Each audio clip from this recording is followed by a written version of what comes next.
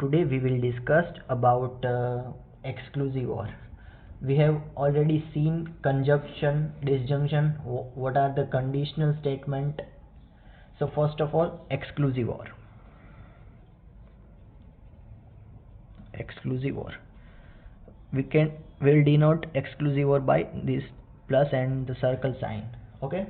So exclusive OR of two proposition P and Q. P and Q denote as P XOR Q. We also read as XOR. Okay. So the truth value is depend upon P and Q. So P XOR Q is true when exactly one of them is true. Exactly one of them is true. So what do we mean by this? So let's draw truth table. P Q P XOR Q. So you already know this: TT, TF, FT and FF. Okay, T means true and F means false as usual. So it is true when exactly one of them is true. So here both are true, so this is false. Very important. Here P true but Q false, so it is true. P false, Q true, so this is true, and both false, it is false. Okay, after exclusive OR we discuss about conditional statements. Conditional statement. So what do we mean by conditional statement? First of all, we denote like this arrow sign. Okay, so the conditional statement of two preposition P and Q denoted as P Q. So what do we call this? We call implies. We call implication. We call it as implication. So how we read this? P implies Q. P implies Q. So let us draw the truth table. P Q P implies Q. TT TF FT and FF as usual. Okay. So how we determine the truth value of P implies Q? It is very simple. P implies Q is false only if P is true and Q is false. Otherwise P implies Q is always true. So if P is true and Q is false, it is false. Otherwise in all condition it is true. Okay, if P is true and Q is false, it is false. Otherwise true. Just remember this. In P implies Q, we call P as hypothesis.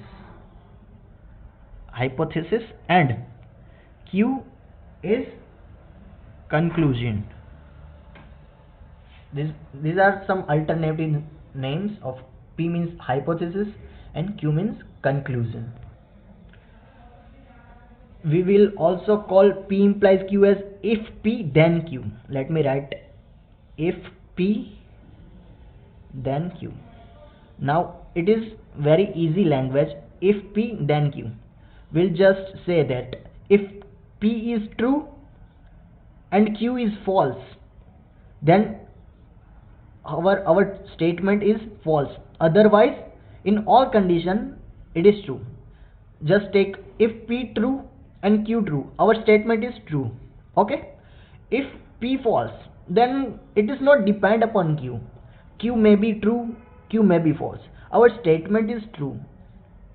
Okay, so just remember if P then Q statement, and just apply your logic and you will easily determine the answer of implication. Okay, now there are different expression of this P implies Q.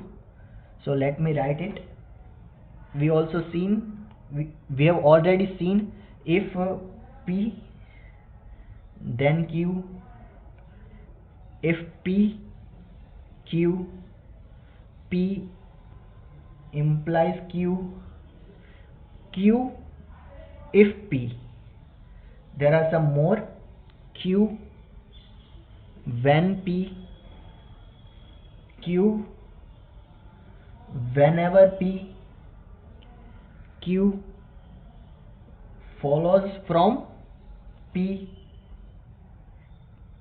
P only if Q, Q is necessary for P, a necessary condition for P is Q. There are some ways to say P implies Q in our day-to-day English language. Okay, we have already seen implication. Now let us see how to express logical statements in English language. So expressing logical meant in English. So let us suppose our P is it rains. Okay, there may be many sentences. You can take your own example, no issue. For sake of understanding, we are taking some of them. And the Q is the roads will get wet. Okay. Let us apply all our study in these two sentences only. So first of all, P and Q, P conjunct Q. So what we write? Just we write it rains and the roads will get wet. Very simple. Just put and between the sentences and it will convert into small. You all know the basic English grammar and so on. Now P disjunct Q, P or Q. It is also simple. It rains or the roads will get wet. Very simple. Now P implies Q. So P implies Q. It's also very simple. Just put if then. If then. Let me write if it rains then the roads will get wet. If then, and this is comma basic English. Okay, English grammar. So you may have question why we are not writing P XOR Q. Why I'm just skipped P XOR Q. So the answer is that it is very important in computer science, electronics, mathematics, discrete maths, and all the engineering and technical aspects. But we are generally not used in our day-to-day life. Means in English statement, it is important to generate mathematical statement, but not very used in English statement, English language. So I'm not covering this. Okay, I hope you understand the reason behind it. There are more way to define P implies Q. Let me write one or two more. It has rained only if the roads have got wet. It's simply just only if and has and have got have it, they are written for English grammar perspective. So our understanding purpose only if is the keyword, means the key point for the conversion. There are more, let me write the last, there are many more, but I'm not writing all this. Let me write one more.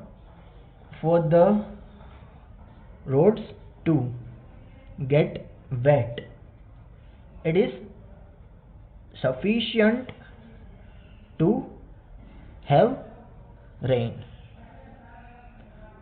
Our key words are it is sufficient. So this is our keyword for P implies Q. All the other modification on these two statements is for English grammatical perspective. Okay. Let us understand the truth tables of P conjunct Q, P disjunct Q and P implies Q based on these statements or these English sentences. Okay. So we already know P conjunct Q is true when both of them are true, otherwise it is false. So if this and this, then both statements, both sentences are true, it is true. It rains, the roads will get wet, both true, it is true. If this or both of them false, this will be false. Means entire sentence, this entire sentence false if either of them or both false. Okay, it is very simple. Now P disjunct Q, it is true when any of them true. If both false, then and then it false. Like this both false, then entire sentence is false. Otherwise any true or both true, the entire sentence is true. Now it is very now P implies Q, this is very trickier one.